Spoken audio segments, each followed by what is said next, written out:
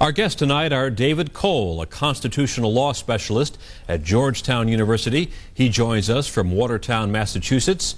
And Beth Wilkinson, a former federal prosecutor who was a lead attorney in the trials of Timothy McVeigh and Terry Nichols for the bombing in Oklahoma City. She joins us here in Washington. Beth, what is the fundamental difference between rounding up hundreds of Arabs and Muslims now and rounding up hundreds, perhaps thousands of Japanese and Japanese Americans during World War II? Well, there's several obvious differences. One is we are not rounding up individuals purely for their racial identity. As you know, there's millions of Muslims and Arabs in the United States, and the list that the Attorney General put out includes just several hundred individuals, many of those who are under investigation or were arrested for separate crimes under existing warrants or for being out of status because they're here on a limited visa granted by the United States. So we are not rounding up people purely for their racial or religious beliefs, but because they have supposedly some connection or information that will be relevant to law enforcement in this investigation. Nonetheless, David Cole, even though the United States may be rounding up people for immigration violations, they're certainly not rounding up Poles and Lithuanians and Salvadorians.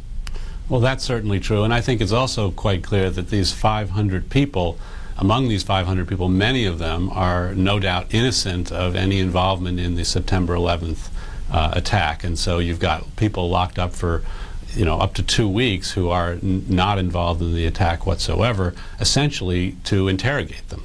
Beth, help us out with just the matter of law. How long can these detainees be held without some kind of public justification?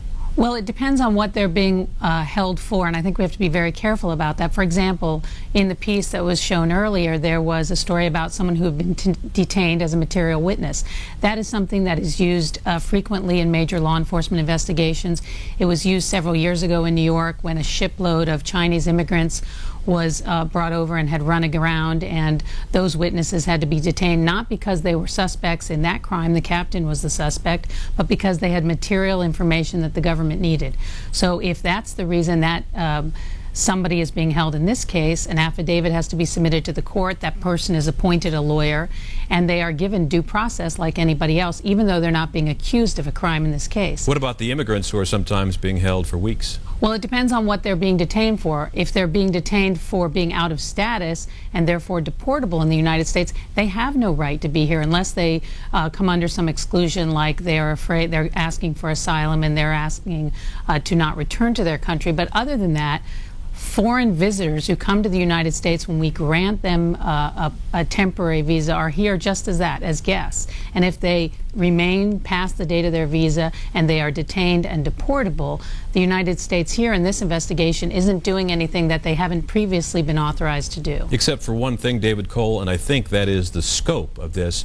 We're talking about more than 500 people who have been detained. I assume that is fairly unusual, number one, and number two, with numbers in that size, some innocent people are going to slip through the cracks. Well, that's right. It's an unprecedented size, and obviously it's an unprecedented attack. But 500 is a very large number. But I'm actually more concerned by the forward-looking proposals that the Bush administration has put forward to try to deal with the problem of terrorism, including imposing guilt by association on immigrants, to make immigrants deportable not for engaging in or supporting terrorist activity, but merely for their associational ties. And that kind of response, I think, is similar to this, likely to alienate the Arab American community and make it more difficult for us to determine whether there are in fact true threats in that community. All right, David Cole, we have to take a break, and we'll be back with our guests in just a moment. I'm back again with attorneys David Cole and Beth Wilkinson. Just before the break, we were talking about the sweeping new powers the administration has requested. And Beth Wilkinson, let me ask you whether this is a good time when authorities are talking about a clear and present danger, whether or not this is the kind of time in which you want to enact sweeping new provisions. Well, I think we have to be very cautious. I was pleasantly surprised to see that Congress was going to debate these provisions, that today the administration announced that they were withdrawing what I thought was the most troubling proposal, which was detaining people indefinitely. And I think we want to be careful during this time of of national security to not impose new or give the government new tools that would be difficult in times of peace or in other times that would impose some kind of limitations on people's civil liberties.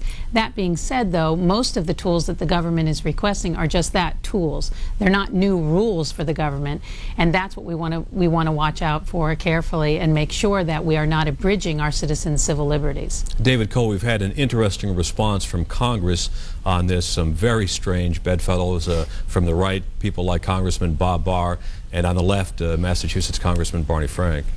Well, I think we're learning a little bit from our history. We have, in times of fear in the past, overreacted in ways that are very, very difficult to correct and take a very long time. And so we need to really question the proposals very hard. And I think they are proposing things that are brand new. The notion that you can take an immigrant who has done nothing more than, for example, give a donation to the African National Congress today and make him deportable because 15 years ago the African National Congress used military as well as peaceful means to fight apartheid.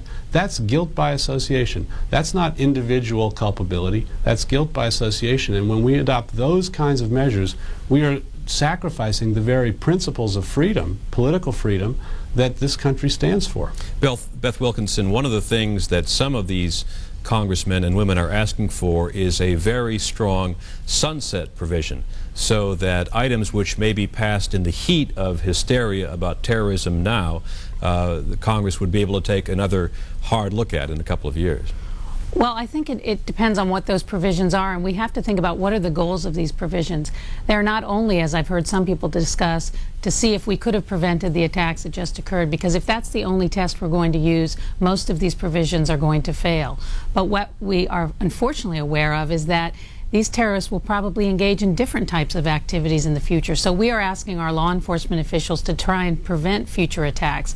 And the difficult debate, part of which we're addressing this evening, is how do we balance that? How do we address our national security concerns and, as David said, identify the real perpetrators and protect the rest of our citizens and visitors here in the United States who have no involvement whatsoever in these activities? I want to turn now just quickly to something which is a bit more practical in the sense that it's going on right now. And David Cole, that is Arabs and Muslims who are being ethnically profiled at airports in terms of the questions they're asked, in terms of the kind of searches they may be undergoing. Is that ever justified?